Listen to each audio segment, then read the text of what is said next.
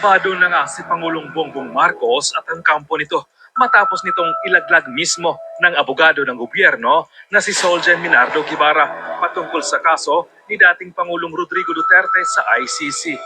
Sa isang press briefing sa Malacanang, ipinahayag ni PCO Undersecretary Claire Castro na dapat suriin ni Solicitor General Minardo Guevara ang kanyang kakayahang gampanan ng tungkulin bilang pangunahing abogado ng gobyerno.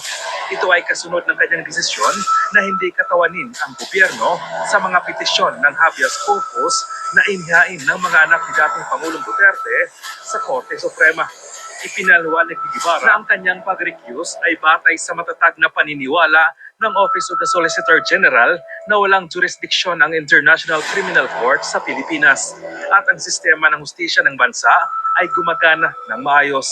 Binigyang diin din niya na ang OSG ay hindi lamang tagapagtanggol ng gobyerno kundi pati na rin ang Tribune of the People at ang kanyang desisyon ay isang institutional na hakbang at hindi personal. Sa kabila ng mga panawagan para sa kanyang pagbibitiw, sinabi ni Guevara na ang desisyon tungkol sa kanyang pananatili sa posisyon ay nakasalalay kay Marcos Jr. Komento pa nga ng ilang dismayadong netizens, so 45 years kong existence sa Pinas, ikaw lang Tatay Digong, ang presidenteng minahal at iniyakan ko. Isa ako sa libo-libong nagmamahal at nagpapasalamat sa iyo. I'm praying na sana makauwi ka na. Ilocano ako at di ko binoto si Pangulong Duterte dahil di ko pa siya kilala noon. Pero nung nakaupo na siya, naramdaman ko at nakita ko ang tunay na malasakit niya sa bansa. Kaya ngayon, solid forever Duterte na. Tayong mga anak na mismo ang gagawa ng hakbang habang wala ang ating tatay. Ikakatuwa ito ni Pangulong Rodrigo Duterte pag nanalo ang senatorial candidate niya kahit na nakadetain siya. Ang pagkapanalo ng mga kandidato ni Pangulong Duterte ay isang regalo para sa kanya.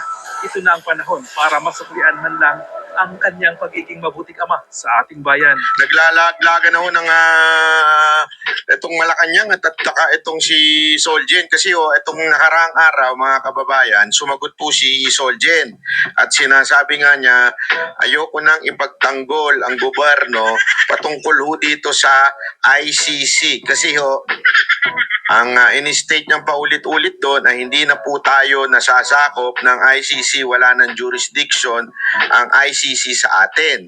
Alam nyo mga kababayan, kahit anong deny po nila, na pareho lang daw sila na sinasabi ni Marcos kasi yun ang kanilang packaging ngayon packaging ni Claire Castro ngayon yan na pareho lang naman sila ng stand ng ating presidente na walang jurisdiction ng ICC pero kailangan makipag-coordinate with Interpol.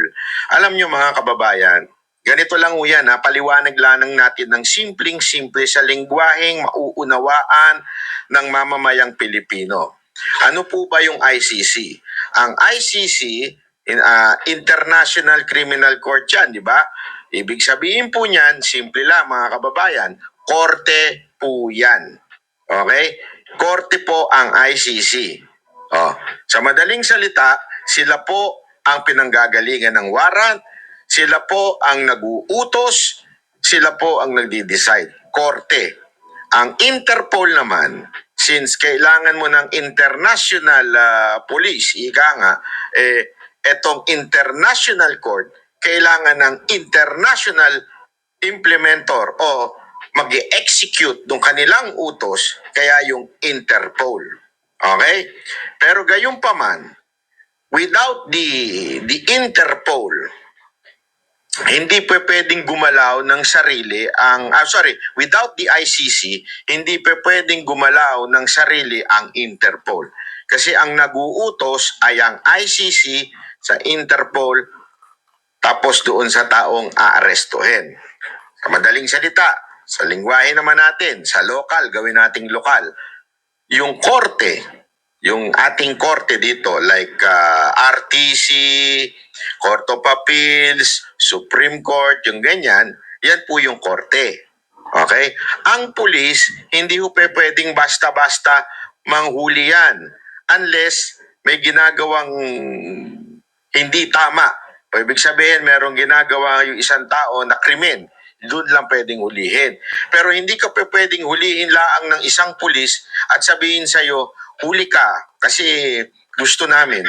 Hindi pwede yun. kailangan ang authority niya nanggagaling sa court. So everything that happens o gagawin ng pulis, dapat nanggagaling sa korte. Kuwari, implement yung warrant. O, ito yung warrant. So, kunwari, itong pulis naman, pupunta doon, isa-serve yung warrant. Hindi pa pwedeng sasabihin ng pulis, sandali, gusto namin saliksikin din yan. Gusto rin namin halughugin yung lugar ninyo. So, kami na magdidesisyon. Hindi ho, si Torre lang ganun. Pero hindi ko talaga ganun dapat. Okay?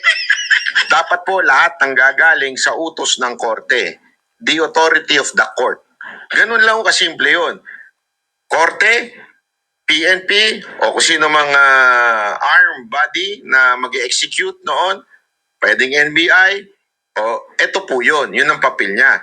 Sa international concept naman, ICC, Interpol, yung aanuhin. Kaya yung palusot nilang paulit-ulit na sinasabi nilang hindi naman kami sumusunod sa ICC kasi walang jurisdiction. Tama naman yung sinabi. Pero kami ay sumunod sa Interpol. Malaki yung katarantaduhan po yun. Bakit kanyo? Yung Interpol, ano ba ang ini-implement niya? Ang ini-implement niya ay yung utos ng ICC. So he is following the order of the ICC. Questionable pa nga yan kasi sabi nga dyan questionable dahil wala naman daw po talagang warrant at wala rin pong red notice. So ibig sabihin medyo questionable na nga. Pero let's assume na meron sila. Ibig sabihin the authority of the Interpol comes from the ICC. So hindi mo pa pwedeng sasabihin na hindi kami susunod sa ICC pero susunod kami sa Interpol. Anong authority ng Interpol makialam sa atin? 'Di ba?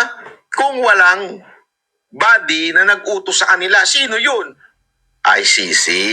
As simple as that. Kaya nga sinasabi ni Solgen, mahirap ipagtanggol kayo. Bakit? Kasi nga, hindi na tayo parte ng ICC. That is my stand. Hindi na tayo parte ng ICC. Therefore, I conclude. Hindi ko pwedeng ipagtanggol yung alam kong tama naman yung kalaban o tama naman yung kabilang side. Yun yung sinasabi. Kaya lang, syempre, ito si Claire Castro, kilala nyo naman itong tanso vlogger na ito huwag natin tawagin vlogger, tanso vlogger, kasi malaki yung pinagkaiba ng vlogger na Duterte supporter May utak po mga Duterte supporter. Ang mga tanso vlogger, kahit mali, ipipilit ang tama. Yan ang mga tanso vlogger. O, panoorin natin ito para mas maunawaan natin yung balita kasi nawiwindang na po sila dito. Sa sobrang nawiwindang nan sila, nilalaglag na po nila si Solgen. Kulang na lang talaga sabihin mag-resign ka na kasi wala kang, kasi ito ang scenario nito, ito yung tinatawag na medyo chessmate. Bakit kanyo? Kasi nga, sabi ni Solgen, nasa bahala ng presidente kung ako sisisante niya o ifa-fire niya. Pero at the same time, itong tagapagsalita ng Malacanang, napakakapal talaga ng muka. Itong tagapagsalita ng Malacanang, iba ang tinig. Diba? Iba ang salita, iba ang buka ng bibig. O dapat, ang sagot ba naman niya, i-assess mo sa sarili mo. Kung dapat ka na talaga mag-resign. Diba? Yan ang sinasabi niya. Wala na sa hulog talaga itong aling to panoorin natin to Inuubayan na raw ni Solicitor General Minardo Guevara kay Pangulong Bongbong Marcos kung dapat pa ba siyang manatili sa pwesto. Kasunod yan ang pagtanggi ni Guevara na depensahan ang posisyon ng gobyerno sa pag-aresto kay Duterte. Nasa frontline ng balitang yan si Maricel Halili. Si Solicitor General Minardo Guevara raw mismo ang dapat tumimbang kung nararapat pa ba siyang manatili sa Office of the Solicitor General. Ito ang sinabi ni Palace Press Officer Undersecretary Claire Castro nang tanungin kung papalitan ba sa pwesto si Guevara. Matapos magpadala ng manifestation ng OSG sa Korte Suprema kung saan tumanggi si Guevara na maging abogado o bahagi ng pagdinig tungkol sa consolidated petition na habeas corpus na inihain ni na Mayor Baste, Congressman Pulong at Kitty Duterte. Kaugnayan ang umano'y iligal na pag-aresto sa kanilang amang si dating Pangulong Rodrigo Duterte. Si Guevara ay naging kalihim ng Department of Justice sa ilalim ng Duterte administration. Sabi ngayon ng Malacanang, Siguro po mas maganda po kung mismo si Solgen ang mag-assess sa sarili niya kung siya pa po ba ay nararapat na tumayo bilang Solicitor General. Grabe, no? Yan, makikita mo talaga na wala sa hulog tong aling to. Wala sa hulog to. Wala. Unless, Mr. Marcos, inutusan mo itong alin to na yan na sabihin. Kasi kung ako, hindi dapat tayo nagsasalita ng ganyan eh. Hindi ko siya dapat kasi, remember, ang sabi nga nila, di ba, mga sekretary, like itong si Solgen, yan po ay ano lang, sila po ay nagtatrabaho sa pleasure of the president. Ibig sabihin, walang ibang dahilan para mag-stay yan kung hindi yan gusto ng presidente. Okay? Napakalinaw po nun. Pero itong alin to, abay pinag-iisip niya pa yung tao na sinasabi niya, mag-i-assess mo kung kailangan mo nang mag-resign. Kailan ka pa naging presidente? Baka naman gusto mo nang palitan si Lisa Marcos. Di ba? Gago! Kasi may sarili kang may sarili kang tono, ika nga. Yung iba, chorus na, ikaw nasa stanza ka pa lang. Ganun ang tono mo eh. Tagapagsalita ka, hindi ka tagapag-opinion. Magkaiba yun, te. Ha? Kaya nga dapat talaga ang tawag sa'yo, hindi press secretary. Dapat talaga tawag sa'yo, tanso vlogger. O attack dog ng Malacanang. Kasi ito nga ibig sabihin, ito kasing ginawa ni Solgen Guevara. Ano ho ito? Sampal ho talaga sa kanila ho ito. Kahit anong pagbalik-balik ta rin mo, kahit magpalusot pa siya na magpalusot, ito si Claire, pinapalusot niya kesyo pareho lang daw sila ng stand. Si Solgen at saka si itong si Marcos ay pareho lang daw sila ng stand. Hindi ho pareho yun. Kasi si Marcos, inimplement niya yung utos ng ICC. Magbalik-balik ta rin mo, the Interpol has no authority unless it is allowed by our own uniformed personnel. In this case, it was not Interpol who arrested Duterte. It was Torre. Ayaw na nga gumalaw ng mga ibang pulis na naandun eh. Hindi na nga gumagalaw hanggang sinabi niya, hihilahin ko yan. Pag hininyo na niya, hihilahin ko yan. Hihilahin ko yan. Ibig sabihin, kumilos si Torre, not because of the Interpol. Kumilos si Torre because he was commanded na kumilos. Kahit anong gawin yung palusot, aminin nyo na lang na ginusto nyo talagang mawala si Duterte sa Pilipinas because this is campaign season. And sa campaign season, malaking bagay ang presensya ni Pangulong Duterte. Alam nyo yan. Kaya sa inyo, alam mo, kung papansinin mo, bakit nila, naisip ko lang to, kung bakit nila inalaw na kahit alam nilang mali-mali, kahit inalaw nilang kung ano-ano, yung illegal na pagdukot kay Pangulong Duterte, kung bakit nila inalaw yun. Kasi it doesn't matter to them whether si Pangulong Duterte ay makonvict or hindi makonvict o mapalaya. It doesn't matter to them. What matters to them is hindi makaten si PRRD sa kampanya nitong 2025 election. Kasi remember, the main goal here, tandaan nyo ito mga kababayan, para mas nauunawaan ninyo yung buong picture. The main goal here is for Tambaluslos to continue the presidency of Marcos. How are they gonna do that? Nandyan na yan. Una, PI, sumuplak. Binanata ng taong bayan, bumagsak. Change sila? Change tactic. Change tactic nila? Ayuda, AYEX. Diba? Hanggang ngayon, nabubulilyaso yung ayuda, AYEX dahil nga po sa napuna yung budget. Diba? Ganyan yan. Ito lang para maunawa natin. And third, ma-impeach si VP Sara Duterte para walang kalaban si Tambaluslos sa 2028. Di ba po? So how are they gonna do that? Na hindi ma-impeach si VP Sara Duterte. It is ma-remove si Pangulong Duterte sa Pilipinas at para hindi siya makapanya. Pag hindi siya nakapangkampanya sa PDP slate, alam naman natin hindi ganun ang makinarya ng PDP. Kasi siyempre you are not the administration, so wala kang makinarya. Sa kanila, dito sa team ni Marcos, nandyan ang makinarya, nandyan ang AYEC, nandyan ang AKAP, lahat nandyan ang ayuda. Bawat attend na mga tao may bigayang nagaganap.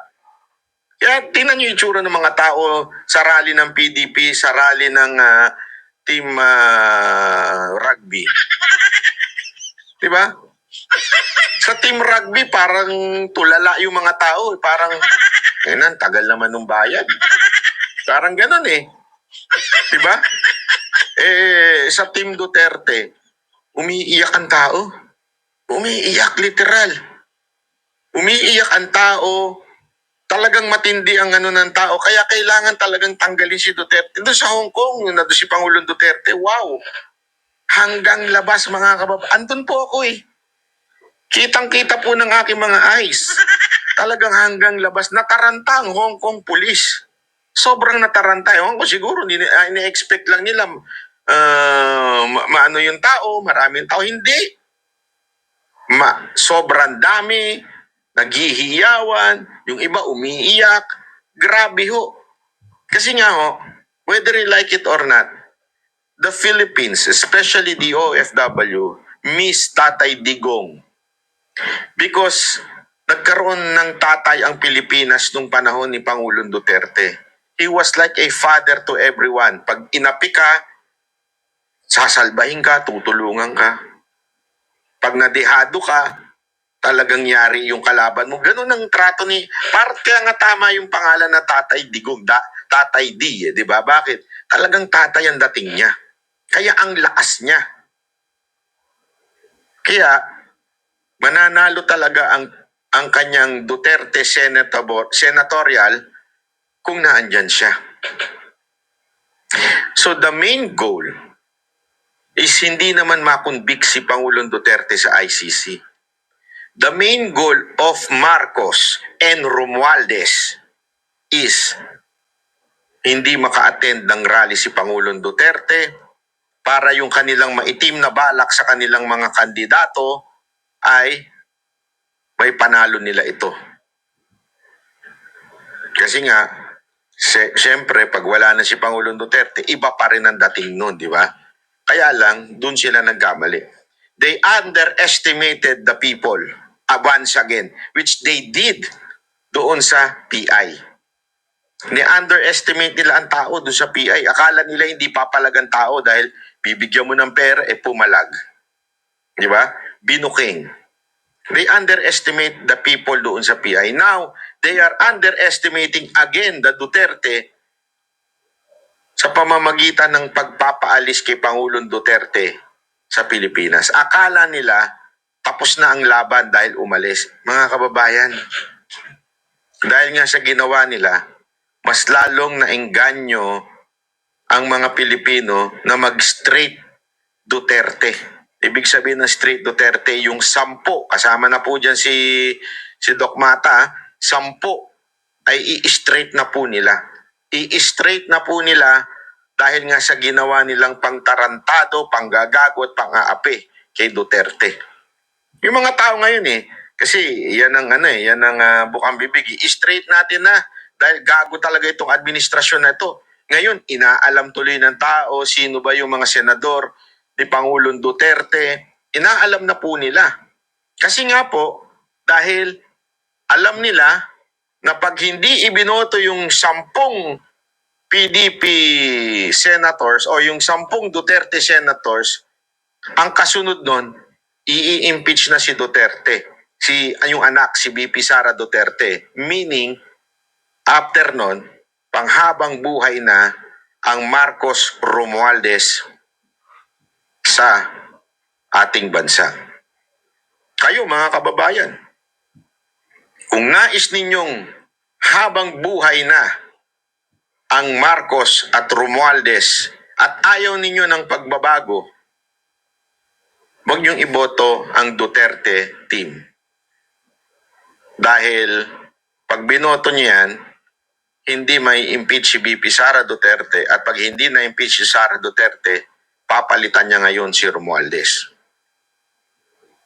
Diba? Kasi ngayon, kung mawala si BP Sara Duterte, definitely Romualdez ang bata niyan. Hindi yan magiging Tulfo. Kasi sinasabi na iba, meron daw third na si Raffy Tulfo. I don't think so. Kung kaya nga nilang gawin ito kay Sara, itong ginagawa nilang panggagago kay BP Sara Duterte, watch. After nilang may patalsik si BP Sara as mapa-impeach, marami silang baon sa mga Tulfo. Tingnan nyo. Tandaan nyo, yung Marcos Romualdez na yan ang pinaka-traidor sa bayan natin. Pinaka-traidor. Wala nang ibang tatraidor pa dito sa dalawang to. Yan, dalawa ho talaga na yan. Ang pinaka-tatraidor kung sino man. Sa kanila kasi, they want to live the happy life. Yung papolo-polo na lang, yung mga ganon, di ba? Gago! Pabili-bili ng mga eroplano. Hindi nila hahayaan na ibang humawak ng presidency. Hindi ho mananalo si Tulfo. Siguradong yayariin yan sa kalagitnaan kung natanggal na si BP Sara Duterte. Ang sunod niyan, Tulfo. Maniwala kayo sa akin. Ganyan ho sila katraidor. Sa manifestation, nakasaad na baka hindi maging epektibo ang OSG na maging kinatawan ng gobyerno sa kaso. Lalo't naniniwala raw ang tanggapan na walang jurisdiksyon ng ICC sa Pilipinas at gumagana ang judicial system sa bansa. Pero ayon kay Kita mo yan, ha? Alam mo mga kababayan, bakit hindi nabanggit ng OSG o si Solgen, hindi niya nabanggit yung Interpol? Kahit pilit na sinasaksak nitong babaeng to na Interpol. Itong walang alam na abogado. Wala talagang alam to. Boplax to. Mahina talaga kukote nito. Si Solgen, bakit niya sinasabing walang jurisdiction ng ICC at hindi niya sinasabing walang jurisdiction din ng Interpol? Why? Because the Interpol is not a court. The Interpol is parang hihingi lang ng tulong doon yung ICC. Kasi tandaan niyo, ang ICC, wala naman po yung police power. Ang police power lang po niyan ay kung sino yung police doon sa lugar na yon.